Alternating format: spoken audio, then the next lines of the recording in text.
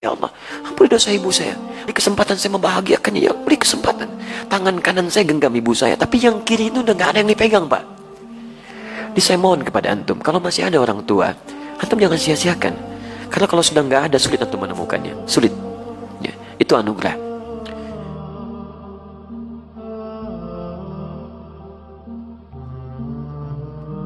Qultus thumma ayyun. Aku bertanya lagi, setelah itu apa?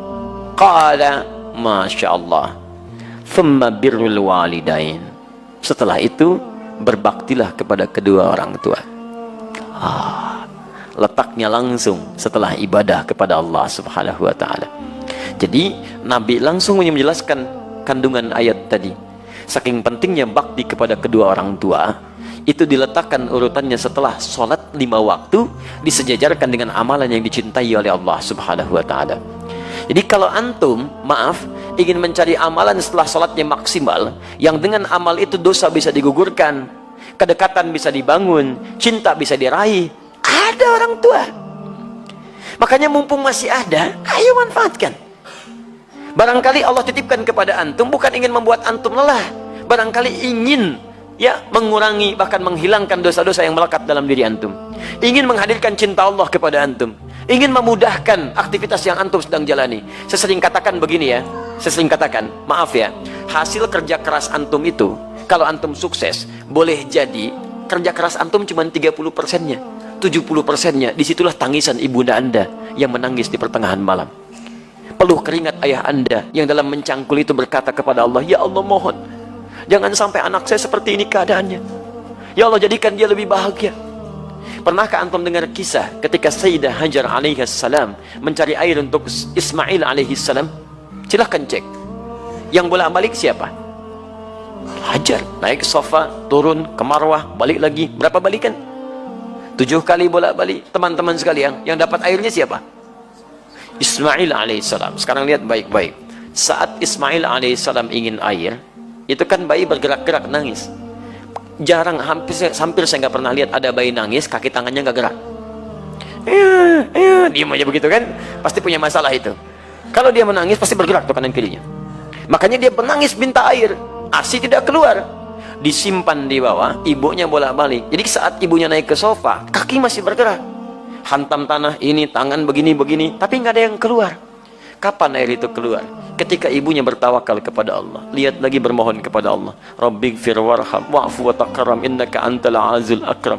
Ya Allah, enggak mungkin kau titipkan ya Allah ujian ini kecuali engkau berikan jalan keluarnya. Ya Allah, hamba sangat yakin dengan karuniamu. Ya Allah, hamba mohon, ya Allah, hamba mohon. Sofa berpikir dengan cara yang bening, Marwah mengharapkan hasil terindah, harapan besar yang ingin diraih. Bolak-balik 7 kali.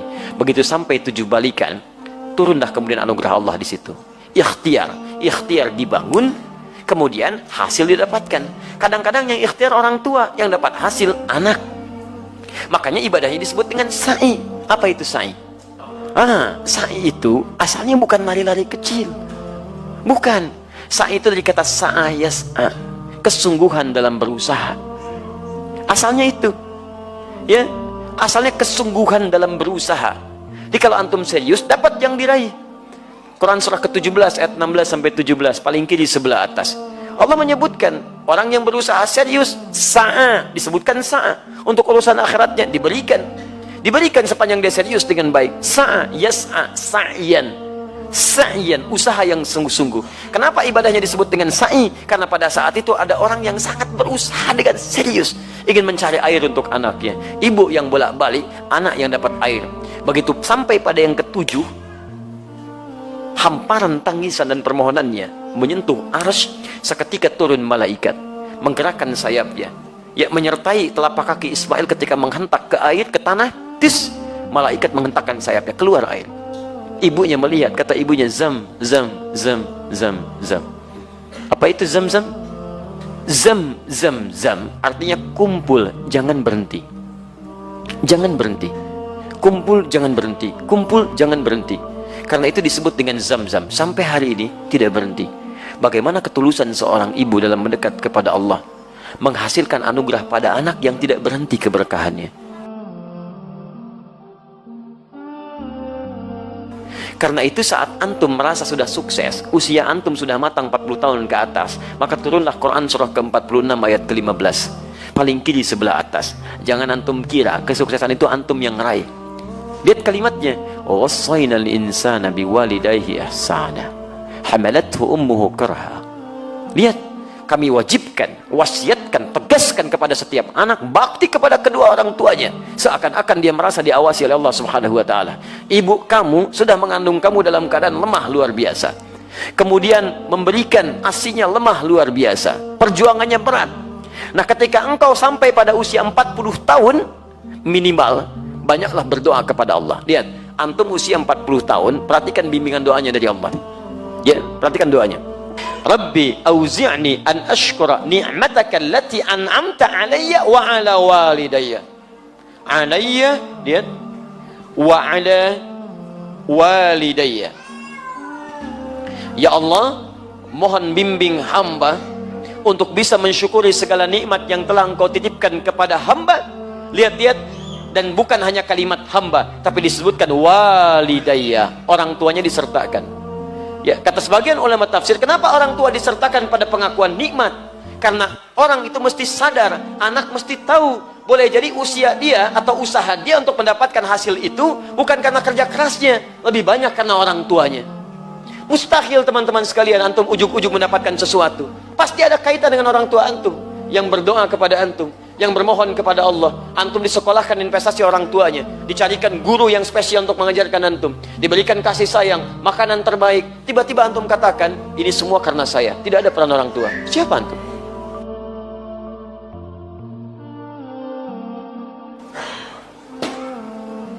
Maka jika semua diberikan, maaf, kandungan tidak pernah dilepaskan. Belum pernah saya dengar seorang ibu mengandung, tiba-tiba, mama mau mandi dulu sebentar ya. Enggak bisa. Kemana aja dibawa. 9 bulan 10 hari berjuang dengan lelahnya. Quran surah 7 ayat 189. ASI sempurna sampai 2 tahun gratis, paling bagus. Quran surah kedua ayat 233. Mencarikan guru untuk belajar sampai paham, ya, sampai antum paham bisa berbagi. Quran surah ke-9 ayat 122. Menjadi dekat dengan Allah dalam belajar. Quran surah 58 ayat ke-11. Cari guru ngaji, ayo talaki, datang ke masjid, carikan tempat, cari guru terbaik, sampai doa, dilindungkan dari setan. Contoh Quran surah ketiga 35 sampai 37. Semua ada perhatian. Tiba-tiba setelah dewasa, Masya Allah, minta sedikit saja, antum katakan, kenapa? Dan hebatnya, orang tua nggak pernah minta. Nggak pernah minta, jarang umumnya minta. Ya, tapi kalau sudah ada sinyal, antum mesti paham. Itu yang kadang-kadang susah. Ya, nah, jadi teman-teman sekalian, indah. Makanya lihat ya, itu ditempatkan setelah sholat tepat pada waktunya, bakti kepada kedua orang tua. Jadi berbahagialah antum kalau masih ada orang tua lengkap. Demi Allah saya katakan. Ya, saya ingin katakan pada antum, tolong jangan tunggu penyesalan di akhir. Karena kalau sudah tidak ada, nggak ada kesempatan untuk bisa mewujudkannya. Saya berusaha untuk menghadirkan bakti kepada keduanya, tapi satu sudah tidak bisa didapati. Ya, saya 5 bersaudara. Saya anak keempat. Ayah saya mengajar satu musalla, sekarang menjadi masjid. Setiap yang dibawa itu saya dalam taklim beliau. Saya masih ingat betul, kalau beliau mengajar, itu saya tidur. Ya, sekarang tertukar. Saya mengajar, beliau tertidur. Tapi yang paling menarik, dalam keadaan selesai mengajar pun, kalau pulang, saya nggak dibangunkan, Pak. Digendong oleh beliau sampai ke kamar tidur, dan disitulah kemudian dipastikan tidurnya nyaman. Kalau bangun kadang digoda. Dari mana taunya? Karena saya pernah pura-pura tidur untuk tahu apa yang ayah saya lakukan dalam keadaan saya demikian. Ternyata dijaga betul sampai ke rumah. Sampai tiba masanya, kemudian saya mau masuk pesantren. Apa yang terjadi? Ayah saya diberikan ujian sakit oleh Allah Subhanahu wa taala. Dengan sakit itu kemudian kami menjenguk ke rumah sakit. Ayah saya hanya memeluk, mengatakan, maafkan, saya tidak bisa mengantar. Maafkan, ayah tidak bisa mengantar. Saya peluk beliau, saya berangkat ke pesantren, dan ternyata itulah akhir pertemuan kami.